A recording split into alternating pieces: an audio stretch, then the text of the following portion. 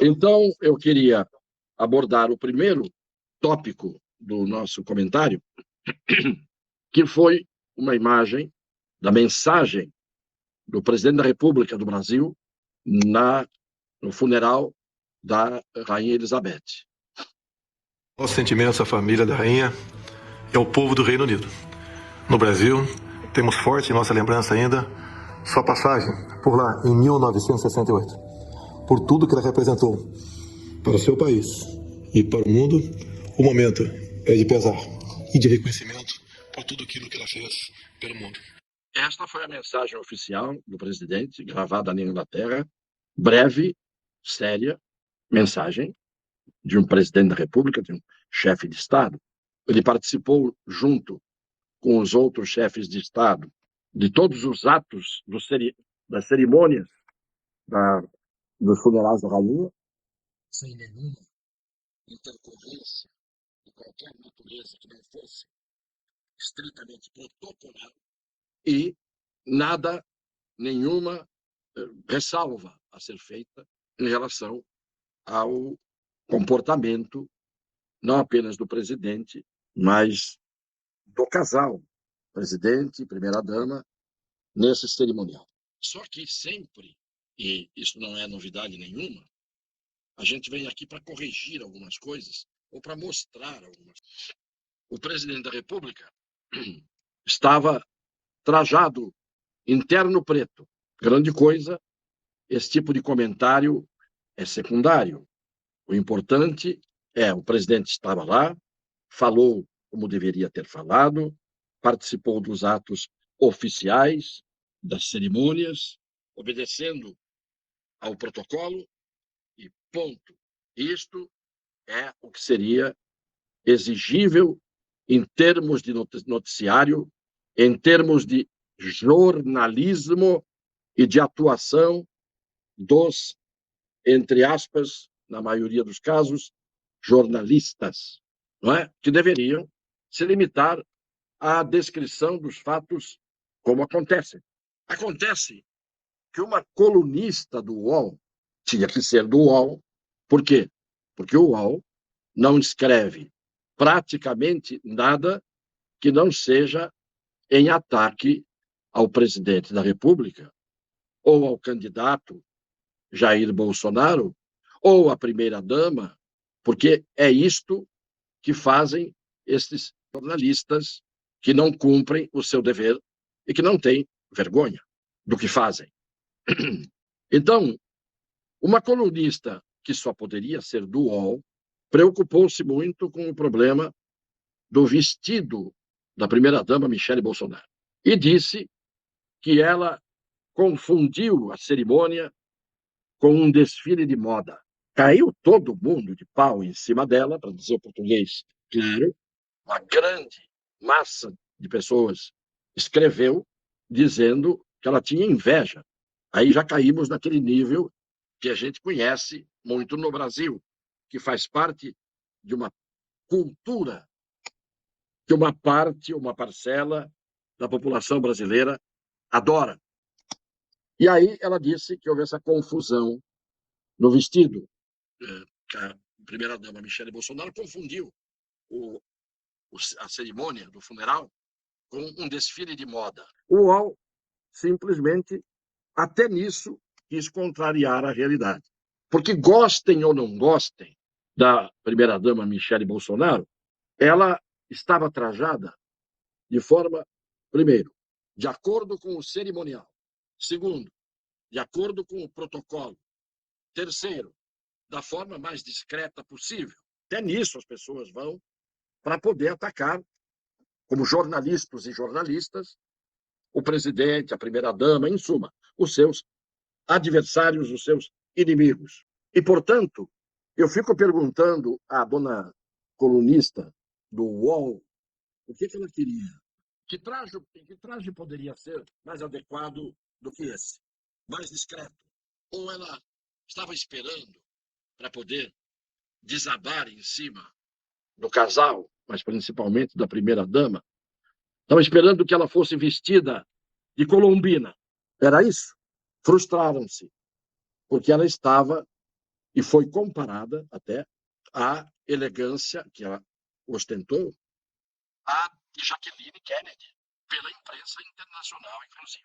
Portanto, este é um aspecto que eu não podia deixar de abordar. Eu não gosto de falar muito desses assuntos, mas como o pessoal tem que arranjar sempre um motivo, tem que descobrir sempre um fiozinho de cabelo para fazer críticas. Então, eu trouxe esse assunto para mostrar que se até numa coisa que não tem o que falar, as pessoas arranjam um jeito de fazer uma crítica pejorativa e minoria absoluta, imagine o que não se faz todos os dias na imprensa brasileira, na sua quase totalidade, em termos de desonestidade intelectual, moral e de descompromisso com a verdade. Não me interessava o problema do vestido de ninguém e não me interessaria se até isso não fosse um pretexto para se fazer a crítica que já chegou a um ponto de saturação de pessoas que perderam o brio, a vergonha no exercício de suas profissões e perderam o respeito por aqueles que consomem a comunicação vinda dos veículos profissionais. É isso que eu queria mostrar. E na sequência, mais ou menos na sequência disso, eu vou trazer um trecho editado de uma live do senhor Reinaldo Azevedo. Eu tenho que fazer essa expressão fisionômica que eu fiz, porque este Reinaldo Azevedo me provoca exatamente por esta desonestidade intelectual, dessa desonestidade moral, me provocam essas expressões de desagrado.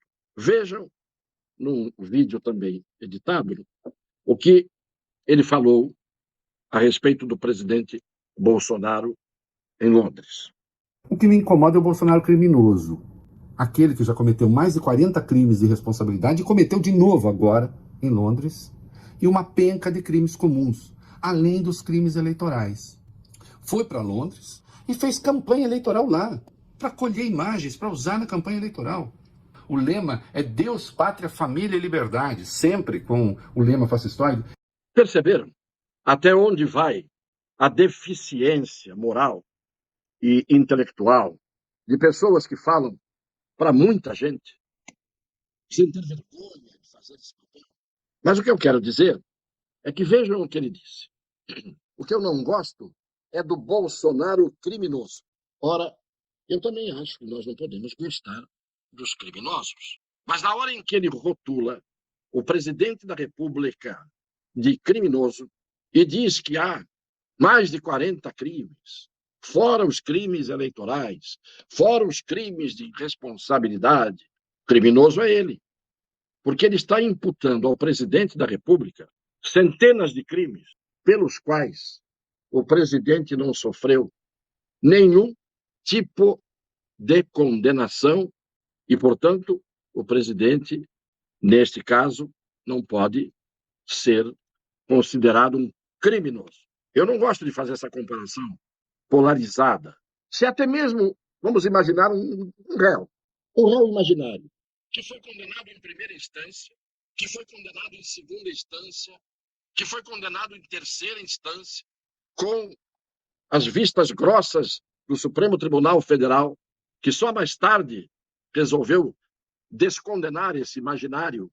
Estou só na imaginação aqui.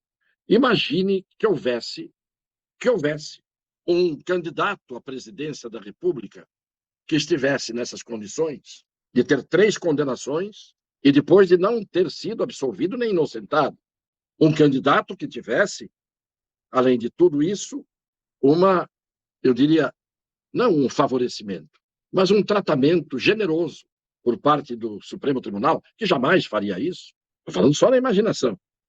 E que esse presidente, ex-presidente, dá um exemplo, colocar um ex-presidente, ou uma pessoa qualquer, nessas condições, como é que o Reinaldo Azevedo trataria essa pessoa? Ele gostaria desta pessoa? Porque ele disse, eu não gosto do Bolsonaro criminoso. Está dando nomes. Eu aqui não estou dando nome. Eu estou colocando uma situação imaginária. Claro que eu estou fazendo ironia. O que eu estou dizendo a Reinaldo Azevedo é o que ele deveria enxergar por ele mesmo, é que existe num caso concreto alguém que não pode ser desgostado, que hoje é descondenado, então eu vou usar desgostado, porque se ele desgosta do Bolsonaro, porque é criminoso, e o Bolsonaro não houve nem processo anulado, nem processo terminado, nem processo finalizado, não houve uma sentença contra o presidente da República. Ele é criminoso. Ele é.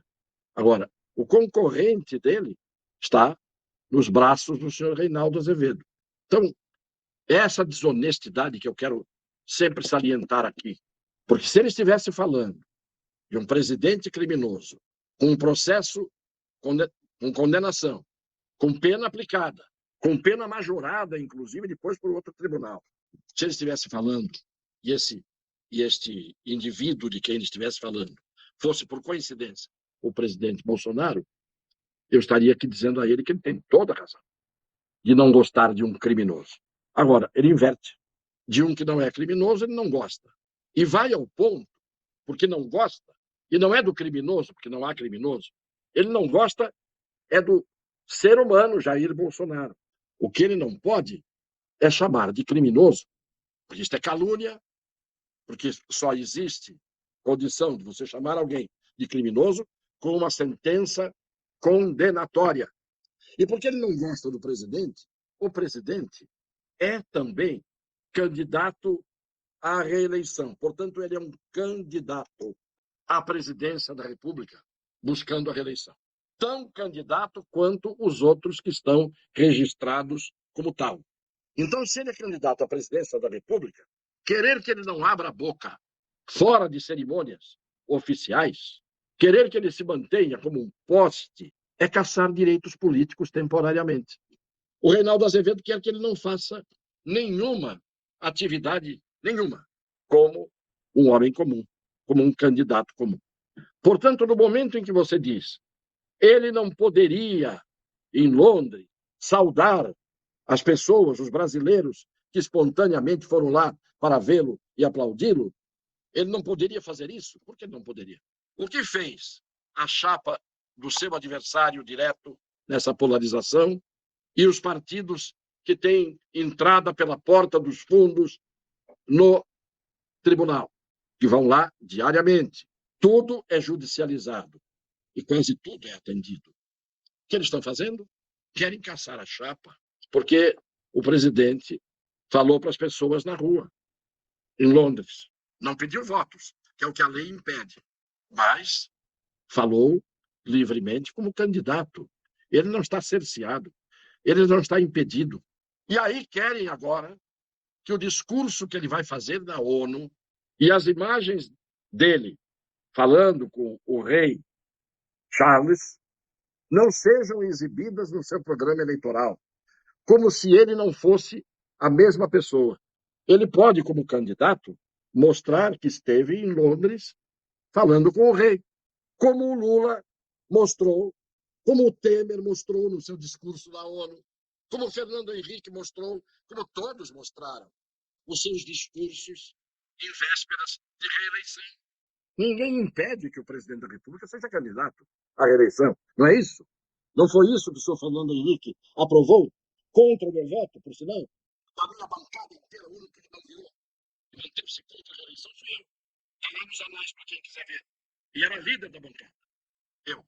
E renunciei imediatamente, depois que eu vi a virada de casaca de todos que eram contra a reeleição.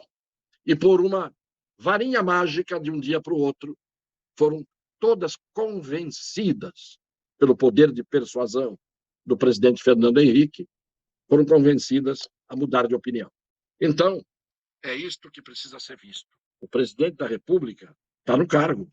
Está no cargo, ele tem o direito de mostrar as imagens dele no exercício do cargo. Por que que ele é obrigado, onde está escrito na lei, que ele é obrigado a esconder todas as imagens dele como presidente da República?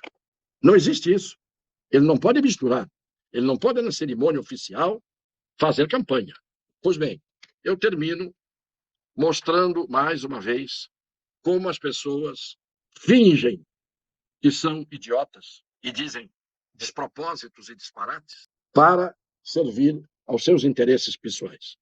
A sua ideologia, a sua maneira de ver a perspectiva que cada um põe pela frente, e cada um sabe até onde vai a extensão e o alcance de sua ambição.